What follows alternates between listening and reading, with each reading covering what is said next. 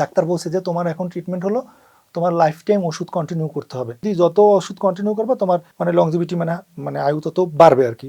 যখন ওষুধ অফ করবে তখন জিনিসটা আবার মানে ওষুধটা দিয়া তখন আর ক্যান্সারটা পুরোপুরি রিমুভ করার মতো কন্ডিশন আর তার শরীরে ছিল না, মানে ওষুধটা দেওয়ার ফলে এটা নিয়ন্ত্রণে থাকবে সোজা কথা। তো সেই যে ওষুধগুলো দিয়েছিল সেগুলো বেশ এক্সপেন্সিভ ওষুধ।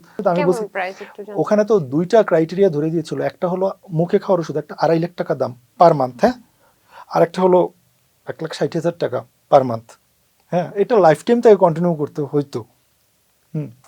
আমি চেষ্টা করছি কন্টিনিউ, কিন্তু দেশে আসার মানে পর না আবার তার ফলো আপে যাওয়ার কথা ছিল, কিন্তু ফলো আপে যাওয়ার কথা ছিল এই যে দেশে যে একটা আন্দোলন গেল না, ওই সময়টায় যাওয়ার কথা ছিল আমাদের ইন্ডিয়াতে, তো ওই কারণে ইন্ডিয়ান এম্বাসি বন্ধ ছিল, আমরা আর যেতে পারি নাই।